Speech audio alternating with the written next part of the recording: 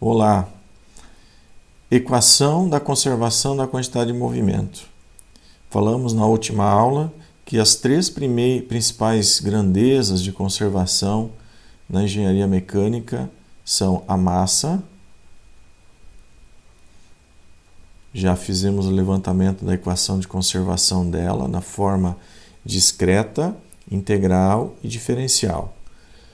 A segunda é conservação da quantidade de movimento. Isso aqui já é uma grandeza vetorial, né? Ela acontece nas três direções, né? Nós estamos num espaço tridimensional e essa conservação acontece nas três direções. A massa, lembra, é uma grandeza escalar, então você só tem ingresso ou saída de massa, portanto aqui vocês têm apenas uma equação. Isso aqui também são curiosidades adicionais. A quantidade de movimento linear, que também se conserva, nós vamos ver na aula de hoje, ela tem três equações, pois para cada direção você tem uma equação. A terceira é a energia.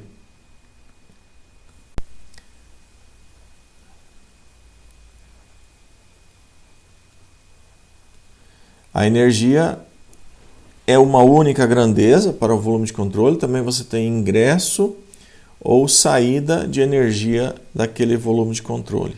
Então você vai ter aqui também uma equação. É só o fato de ingressar ou sair do volume de controle. Mas nós resolvemos muitos problemas, pois muitas situações na engenharia são situações de energia, né? Que quando fala de conservação não é de economia de energia, mas é de que a energia não se perde, ela não vai para o nada e ela não vem do nada. Existe um fluxo de entrada e saída e de armazenamento. Então existe uma conservação de energia. As somas do que entra, do que sai, do que fica armazenado tem que dar zero, né? A mesma coisa na quantidade de movimento. O que entra, o que sai, o que fica armazenado tem que dar zero e a massa também. Isso é que se chama conservação. Lembrando que a quantidade de movimento ela não precisa ser apenas a linear. Nós podemos ter também a conservação da quantidade de movimento angular em relação a um ponto O qualquer. Tá? Nem vou pôr O, vou pôr um ponto A, porque não necessariamente precisa ser em relação à origem. Aqui também você tem três equações. Enfim, se você pegar um sistema e fizer uma análise sobre essas três grandezas, massa, quantidade de movimento e energia, se você analisar a quantidade de movimento tanto no linear quanto no angular, você vai ter aqui 6, 7, 8 equações. Então, é um bom número de equações para você trabalhar, fazer análises. Você estipula alguns dados de projeto inicial e verifica se as suas equações te dão um caminho para obter as condições para que aqueles dados sejam satisfeitos. As equações elas não são mágicas, né?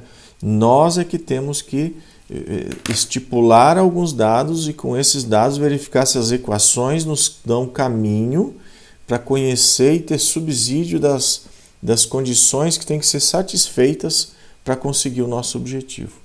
Tá ok? Então, hoje especificamente vamos tratar dessa aqui, conservação da quantidade de movimento. Vamos limpar aqui. Quem assistiu a aula de conservação de massa está lembrado, nós temos para a nossa análise um sistema andando ali no espaço-tempo. Então, inicialmente, o nosso sistema aqui, vamos botar aqui, inicialmente o nosso sistema está aqui, num tempo t. Vamos colocar aqui em 1, né? Nós temos aqui um tempo t. Essa aqui é a fronteira do nosso sistema. Vamos marcar aqui por S. E vamos também estipular já um sistema de coordenadas fixo. Vamos colocar aqui em preto a nossa o nosso sistema de coordenadas x, y e z, tá?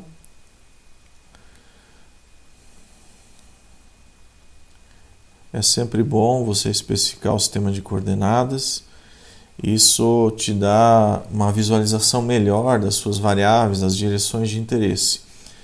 Tá? Numa dedução dessa aqui, que é uma dedução mais genérica, também é importante, mas quando você faz uma análise real de um problema, é mais importante ainda que você especifique o sistema de coordenadas, porque ali você vai ver as direções de análise que você vai trabalhar. Tá? Ok. Também nós temos o quê? Que essa fronteira aqui, ela não é fixa, ela pode ser móvel no tempo. E aí nós marcamos aqui, na última aula, né, uma pequena área de análise. Vamos destacar aqui. Eu vou fazer essa área um pouquinho maior, né, como se fosse uma região maior aqui. Essa pequena área aqui, ó, ela tem uma... Vamos fazer mais fino. Ela tem uma normal apontando para fora, como se fosse um vetor unitário, né? Um vetor que indica a direção normal dessa área, tá? Essa área aqui, eu vou colocar aqui mais fininho. Essa área é como se fosse algo assim, ó, né, sobre a superfície, uma pequena área ΔA. Tá? E ela é um vetor, tá bom? A área é um vetor. Às vezes a gente ignora isso porque está tão acostumado com área como um escalar que ignora o fato dela ser um vetor. E nós vamos trabalhar como sendo um vetor apontando para fora do volume de controle. Tá? Então aí tem algumas implicações quando a velocidade chega nela. A velocidade está entrando na área, vai dar um produto escalar negativo, tem todas essas implicações que a gente vai avaliar no decorrer da dedução. Então vamos só dar uma achurada aqui para lembrar isso aí, né? Que é a nossa área, ΔA. Esse ΔA pode ser escrito também assim, ó, ΔA é igual a normal da superfície, N, normal N, vezes o módulo ΔA. Né? Normal vezes o módulo, você tem um vetor. Então, essa aqui pode ser colocada aqui como sendo o módulo, aliás, desculpa, o vetor unitário apontando para fora. E aí o vetor mesmo ΔA vai ser maior ou menor conforme o módulo de ΔA. Tá bom? Então, aqui o nosso N apontando para fora. E aqui eu não vou tracejar, mas teria um trecho da área, né? E vamos colocar aqui então só o nosso ΔA, tá? Ainda no nível discreto, tá bom? E essa pequena área, ela não está parada, ela também se movimenta. Nós estamos vendo aqui um caso bem genérico, aonde você tem um campo de velocidade de um fluido que está chegando aqui e, além disso, as fronteiras estão se movendo. Então, nós vamos colocar aqui, vamos deixar em azul mesmo, né? Uma velocidade, uma velocidade aqui dessa, vamos pôr aqui para baixo, dessa pequena área aí que está se movendo, tá? E vamos chamar aqui de V, na aula anterior a gente chamou de VB, vamos chamar de VA, tá? E aqui nós vamos colocar o nosso ponto A. Então, esse ponto aqui é o nosso ponto A, tá? E aqui é o nosso velocidade dessa região de área A que está sobre o ponto A, né? O ponto A representa essa pequena área, tá ok? É um vetor, e aí está. Então, o que acontece? Existe um observador sobre esse ponto. Eu vou até colocar aqui esse observador. Vamos usar aqui o vermelho para representar essa pessoinha que está sobre esse ponto.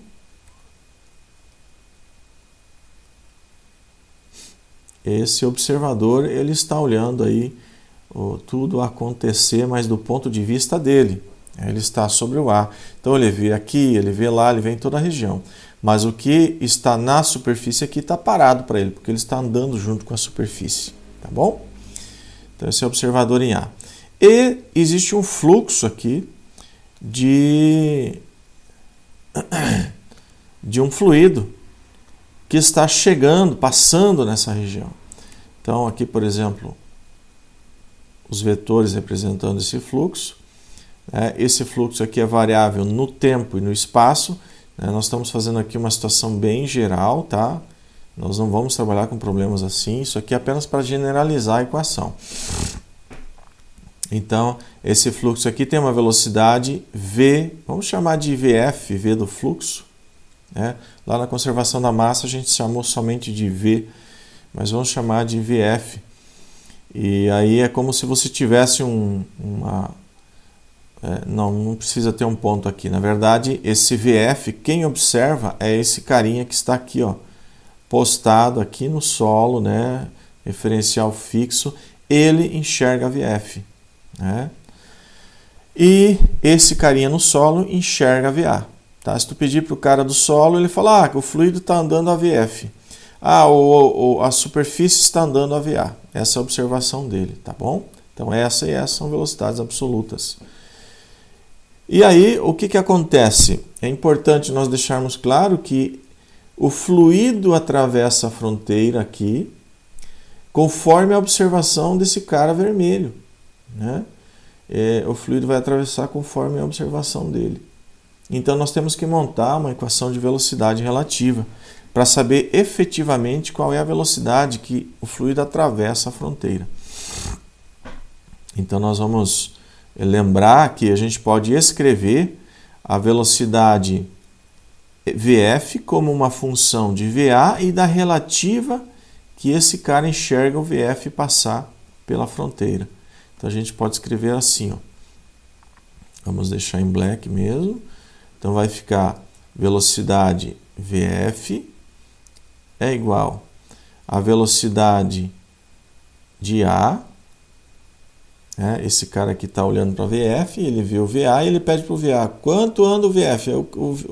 O VA fala assim, o carinha vermelho fala assim, ele anda a uma velocidade VF em relação a mim, em relação a A.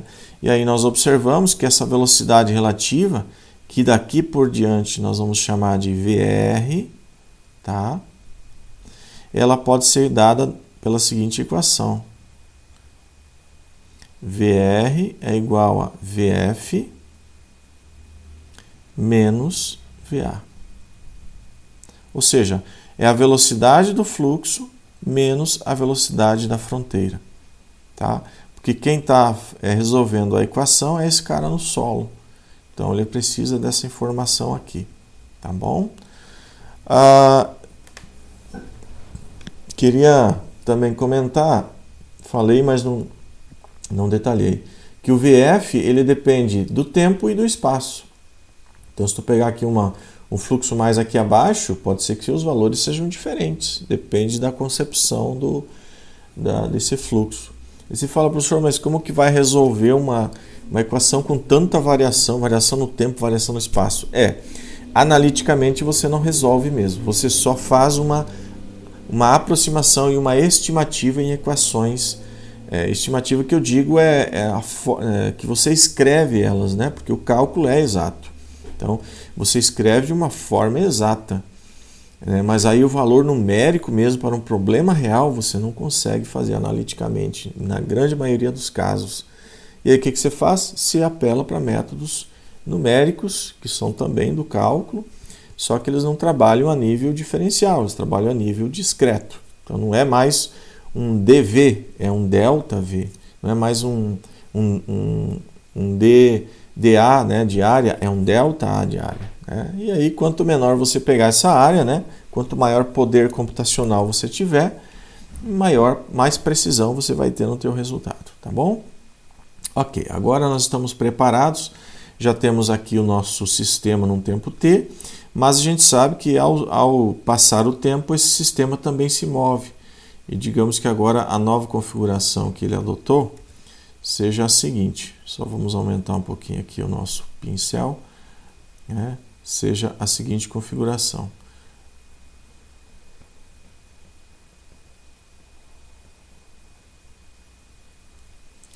E aí, isso aqui está onde? Está em T mais ΔT. Seria numa situação 2.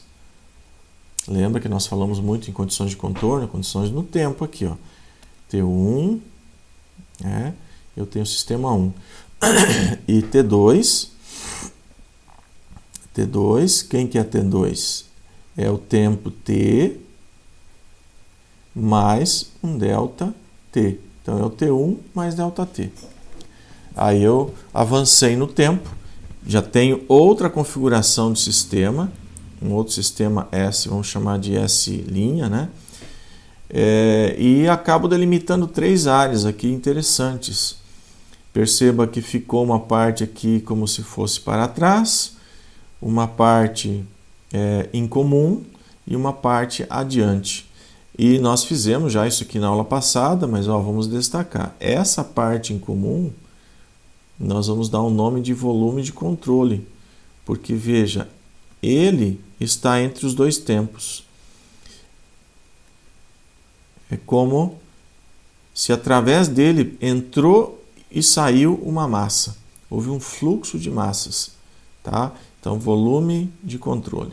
Vamos colocar aqui em vermelho o nosso volume de controle. Essa região aqui, vamos chamar de região número 3. A do meio de 1. Vamos colocar a numeração, isso é importante para a nossa dedução. Essa aqui 1 e essa aqui 2. Tá? Por que nós estamos fazendo isso? Lembrando, o volume de controle, por definição física, ele não tem passagem de massa. Você empacota uma massa e analisa fluxos de quantidade de movimento de energia. O sistema fechado, né? Desculpa, falei volume de controle. O sistema fechado, ele é assim, né? O sistema por si só é assim. Aí veio o tal do sistema aberto, mas na verdade o sistema aberto é uma forma de volume de controle. Né? É uma alternativa que nós temos para avaliar os problemas, principalmente quando as fronteiras estão paradas. E aí a gente faz com que tenha fluxo de massa. Mas por definição original, sistema não tem transferência de massa. Você isola uma massa e observa o que acontece com ela. De que ponto de vista? Do ponto de vista de quantidade de movimento e do ponto de vista de energia. As duas grandezas que a segunda lei de Newton nos proporciona. Tá bom? Da mecânica clássica. Ok. Agora, a quantidade de movimento linear, inclusive, não vamos falar da angular nas nossas deduções, ela é dada por L. Tá? E eu quero saber quanto que ela variou desde T até T mais ΔT. E nós vamos falar que esse nosso ΔL é sobre o sistema. Tá bom? Do lado direito da equação de balanço, nós vamos colocar o quanto tinha no tempo T e o quanto tem no tempo T mais ΔT. Tá? Então, vamos começar com o tempo T. Quais são as quantidades aqui no tempo T? Vamos até colocar em azul. Então, nós vamos ter aqui o L3 no tempo T.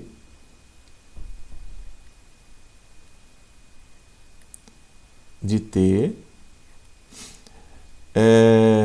Desculpa, é a final menos a inicial, né? Acabei colocando aqui. Vamos só fazer uma correçãozinha aqui. Então, vamos começar pela final. Final é em marrom. Então, nós vamos começar aqui com o L1 em T mais ΔT.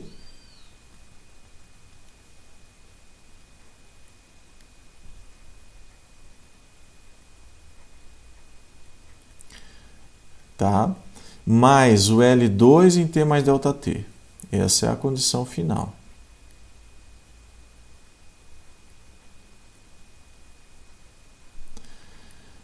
Então, T mais ΔT menos o T. Então, vamos fazer em azul agora, que o T se refere ao azul. Então, menos, vamos chamar essa região 3 aqui, com a quantidade de movimento L3 de T, e menos ainda essa região 1, referindo-se ao tempo T, de L1 no tempo T. Ok? Então, aqui, ó, variação da quantidade de movimento do sistema é dado pelo estado final do sistema menos o estado inicial. Mas nós, na engenharia, não ficamos geralmente só na quantidade, nós vamos na sua taxa no tempo. O tempo para nós faz parte, como x, y, z, o tempo está junto também, tá bom? Então vamos colocar aqui o tempo, dividindo tudo então por ΔT, né? Nosso próximo passo, dividir tudo por ΔT. E aí nós ficamos aqui com ΔL, ΔT do sistema é igual. Já vamos colocar aqui de uma forma conveniente. Só um pouquinho, vamos arrumar isso aqui. Agrupando as grandezas similares. Olha aqui, eu tenho o L1 em tempo T mais ΔT e o L1 em T. Então vamos colocar junto. Ó. L1 no estado final em T mais ΔT sobre, desculpa aí, menos L1 em T. Né? Tudo isso sobre o nosso ΔT. Sobrou quem? Sobrou o L2, então aqui mais L2 em T mais ΔT sobre ΔT. E o L3 também permaneceu, ficou menos L3 em T mais ΔT. Desculpa, só em T, né? Ok. Dividido por ΔT. Ok? Podemos então dar sequência nessa análise, observando o que? Esse termo aqui, ó, ΔL, ΔT, se nós formos fazer a análise da segunda lei de Newton, eu vou puxar uma observaçãozinha aqui em magenta, vamos até colocar um cursor menor. Lá da segunda lei de Newton, nós temos a seguinte situação, que eu fiz já a dedução disso, tá? Lá na mecânica geral, se alguém quiser pode dar uma olhada em mecânica geral lá no Moodle, ou revisar dos semestres anteriores, né? Somatória das forças externas. A hora que você faz essa análise, você chega na conclusão que é igual à taxa de variação da quantidade de movimento no tempo. Então, para uma massa M, a taxa de variação da quantidade de movimento ela é decorrente da aplicação de força externa. Tá? Isso vem lá da análise da segunda lei, é bem simples a dedução. E aí é esse conceito que nós vamos aplicar aqui. Lembra que para a conservação da massa, esse termo aqui, ΔM e ΔT do sistema, era zero. Era a conservação da massa. Agora, para o nosso problema, ele não é mais zero, porque quantidade de movimento pode atravessar as fronteiras do sistema. Então, nós vamos colocar aqui esse termo somatória de força externa sobre o sistema. Com isso, então fica aqui somatória de força externa igual. Esse termo aqui, ó, L1 e L1, diz respeito ao volume de controle. Nós vamos dar um novo nome aqui para ele, que é o nosso ΔMV do volume de controle. Então ficou ΔL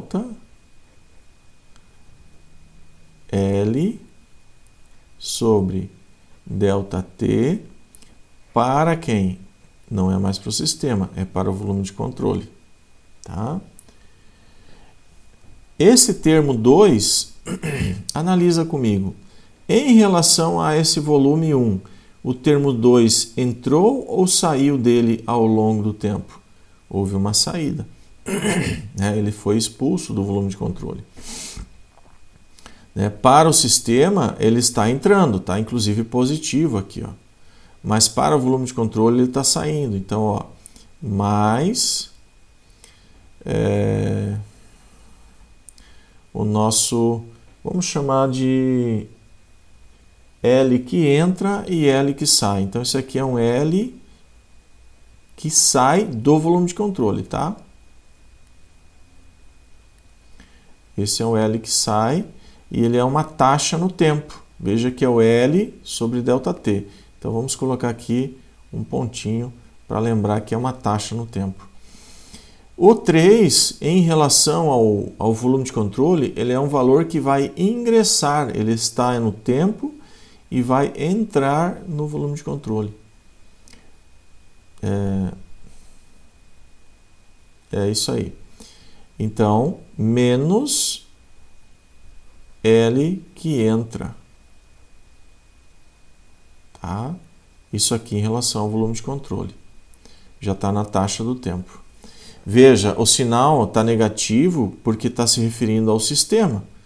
Mas na hora que você fizer o isolamento disso aqui, ó, do volume de controle, você vai ver que vai ter coerência se entra e sai.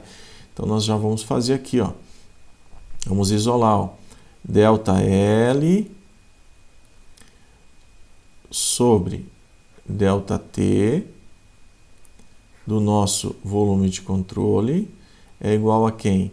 É a somatória de forças externas ao sistema menos, olha só, o menos agora está certo, menos o L que sai, mais a quantidade de movimento linear que entra. Tá? Vamos tirar essa figura daqui, deixa lá em cima. Então, nós temos agora uma equação que está no formato discreto, tá? Em grandezas discretas. Aqui poderia colocar ΔL sobre ΔT, né? É a quantidade de movimento que sai do sistema, a quantidade de movimento que entra, desculpa, sistema não, do volume de controle, né? E veja que o sinal agora está ok. Se tu está olhando do ponto de vista de volume de controle, o sinal aqui, ó, menos para quem sai e mais para quem entra. E aí nós podemos, então, marcar a nossa primeira equação e dar o nome de forma, qual que é a forma? Discreta. Vamos colocar aqui. Opa. Discreta. É uma forma muito usada, tá? Quando nós temos valores médios, ou quando o problema tem condições de contorno fáceis, a gente usa essa forma discreta, né? Eu sei lá que tem uma força externa agindo no sistema empurrando em X. Então eu coloco ela aqui, Fx. Eu tenho uma quantidade de movimento final da minha massa e a quantidade de movimento inicial. Aí com essa soma toda, eu acho quanto variou na minha massa a quantidade de movimento. Né? Eu sei que a variação na quantidade de movimento na massa é nula. Então se eu tenho a força que entra e eu tenho o quanto sai de quantidade de movimento, eu posso achar o quanto entrou de quantidade de movimento. Ou se não entrou nada, então a tanto de força que foi aplicado foi justamente o que saiu. Enfim, é uma equação de balanço. Né? Você tem domínio aqui sobre o volume de controle, quanto que tem, tinha, vai ter, ficou armazenado, né? É o que tem lá dentro, na caixinha. Né? Você tem o quanto que o meio externo interferiu no volume de controle através de forças e você tem quantidades de movimento que entram e saem. Isso aqui, por exemplo, é uma massa que está entrando e trazendo uma velocidade com ela, né? Ou uma massa que está saindo e levando uma velocidade com ela. Então é uma quantidade de movimento que sai.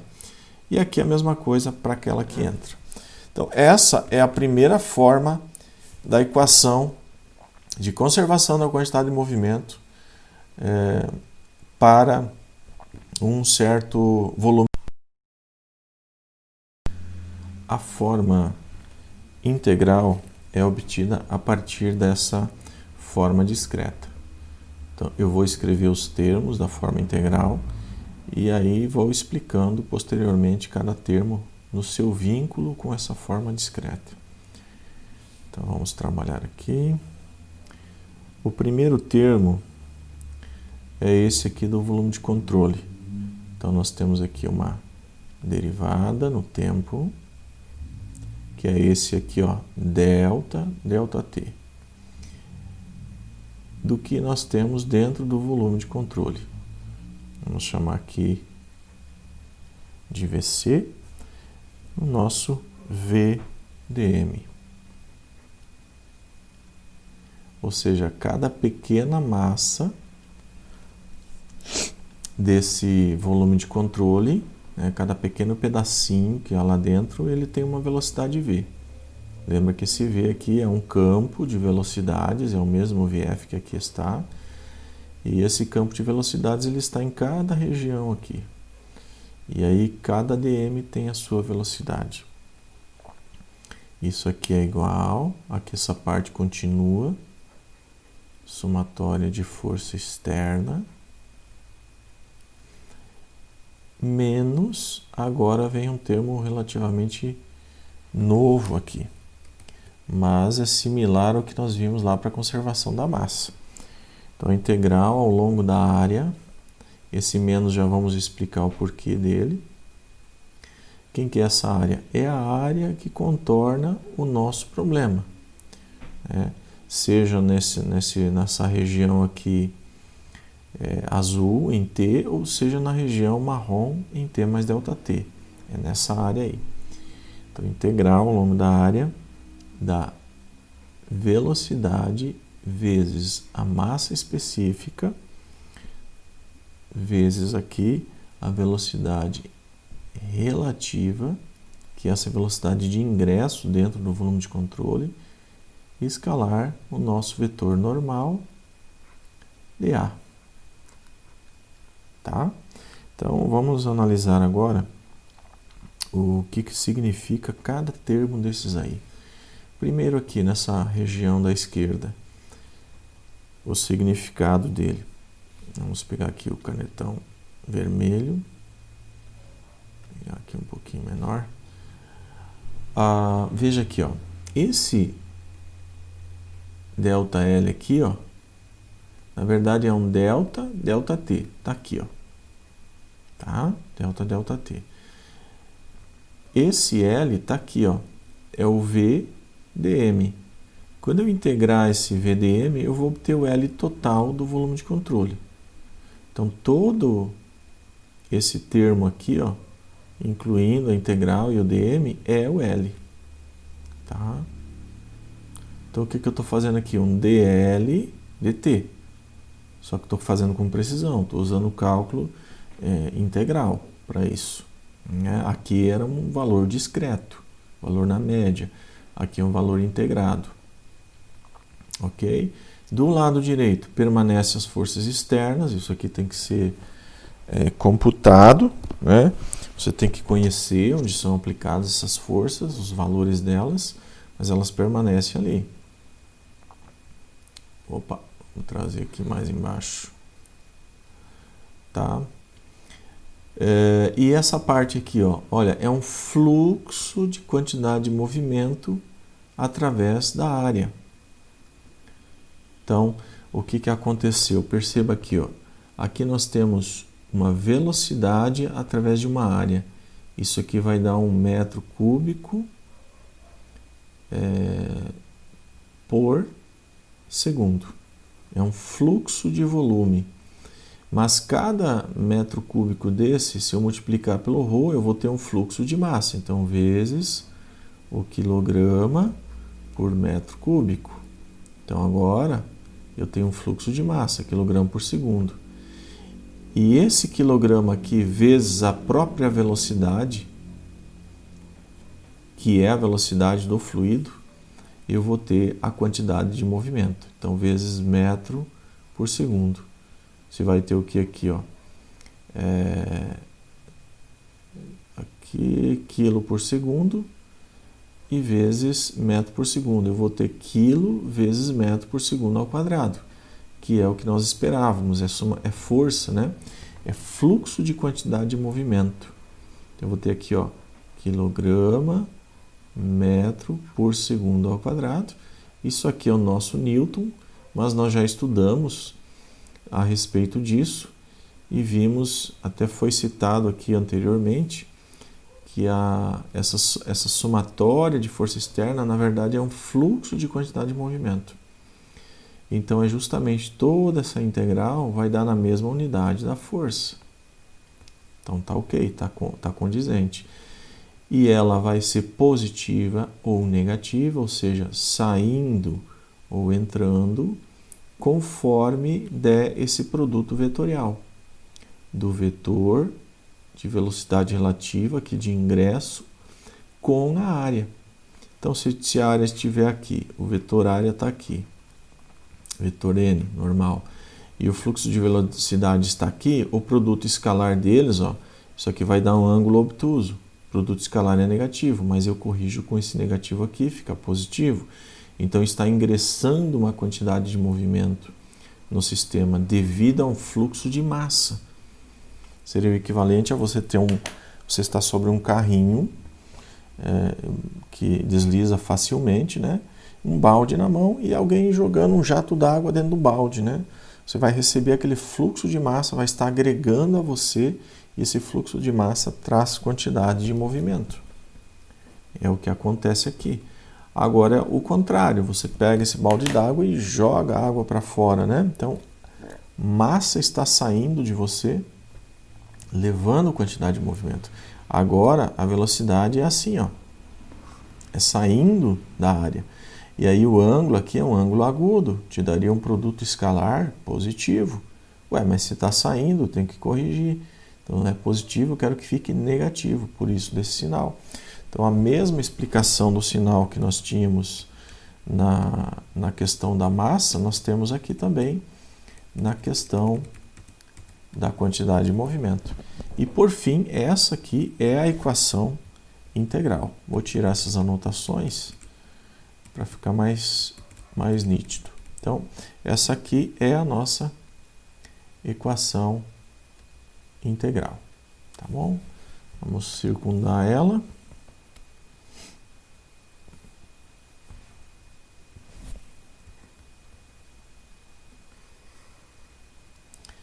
Já é uma equaçãozinha um pouco mais complexa, né, do que aquela lá da massa, mas ela contém todos os termos que nós precisamos. Vamos colocar aqui, eu acho que não vai dar.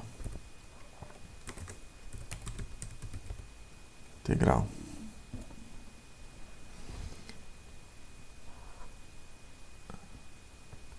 Ok?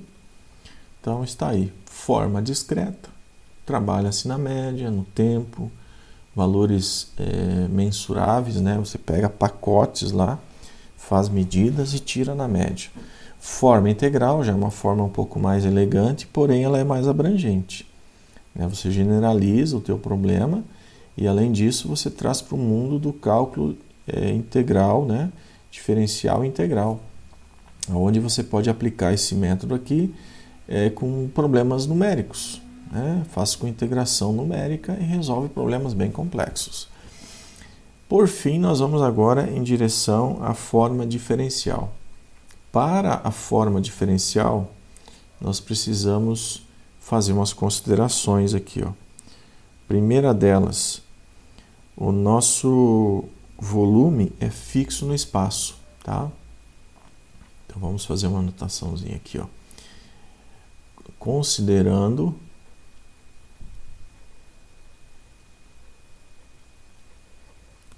um volume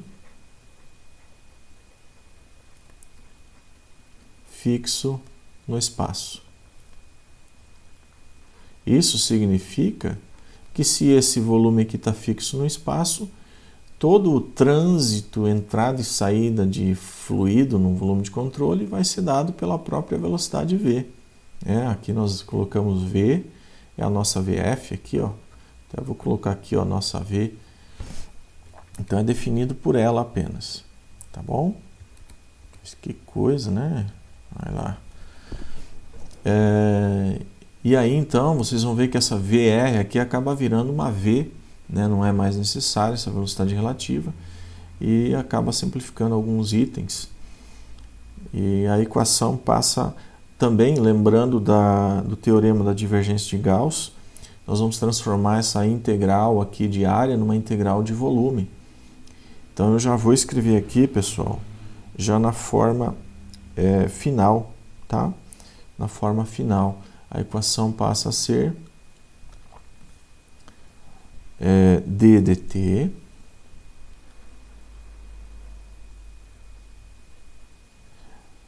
da nossa ρv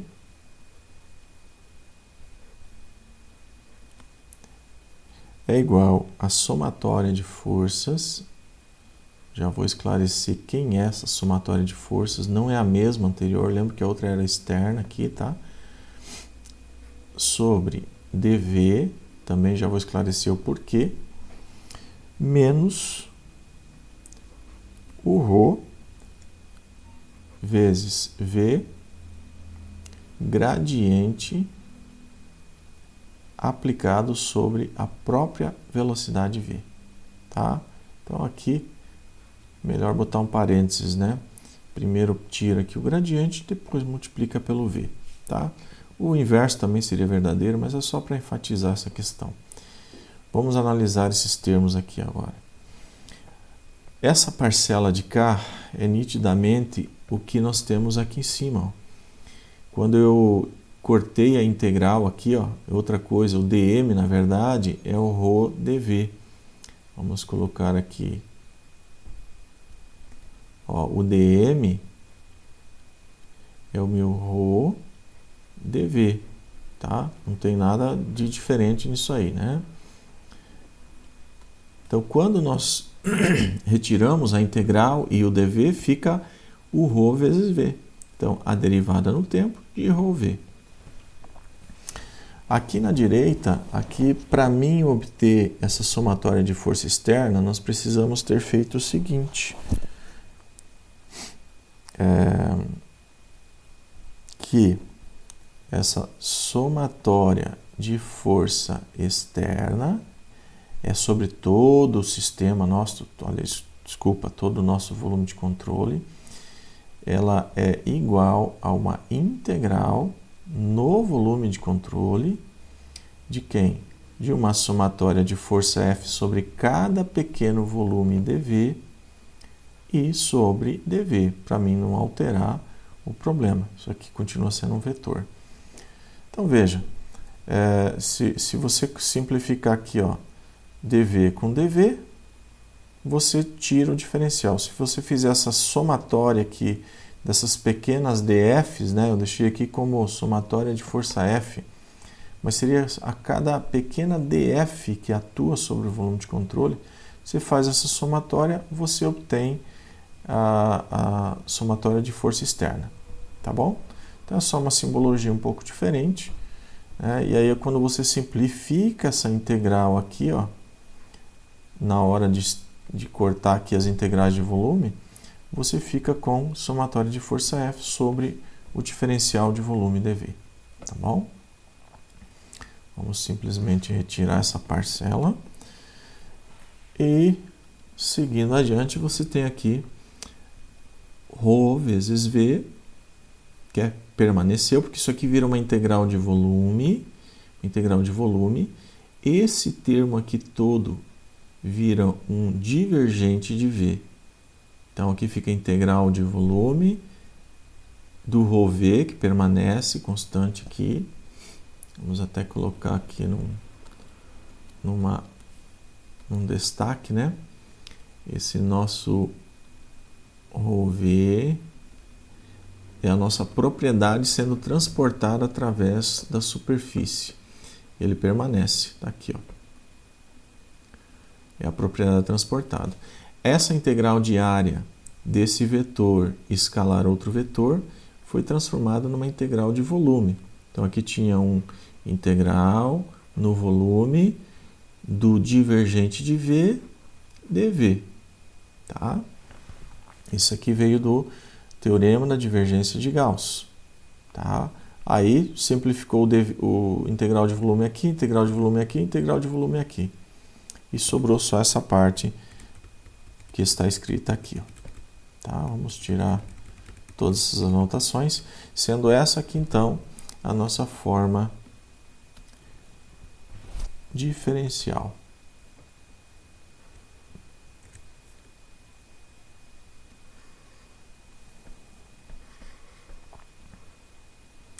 Podemos escrever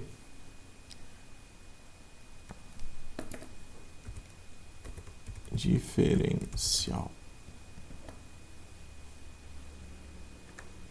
Tá aí.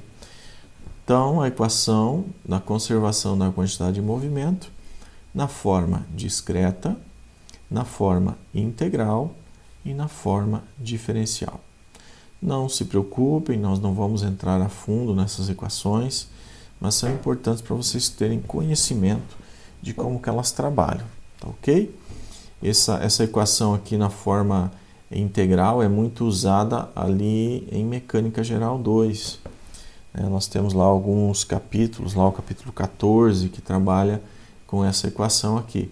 Só que lá nós utilizamos ela numa forma mais simplificada, que se assemelha mais a essa forma discreta. Tá? Então, são formas utilizáveis aí na engenharia. Essa aqui muito usada quando você faz cálculo de prancheta, aí, né? Cálculo de mesa, com papel, às vezes com a tua planilha, com a tua calculadora. Essa aqui também dá para usar, só que para casos mais simples, onde as condições de contorno são mais simples. E quando ela fica com condições mais complexas, você apela para métodos computacionais, né? Você vai lá para métodos computacionais. E essa diferencial também está mais associada aos métodos computacionais do que a uma planilha, uma prancheta propriamente dita. Ok? Então, bons estudos, faça um resumo, faça anotações no caderno, porque na hora de resolver exercícios, fazer os estudos, é muito melhor do que ficar revisando o vídeo, né? Aí você só vai revisar suas anotações, tá ok? Até mais, tudo de bom.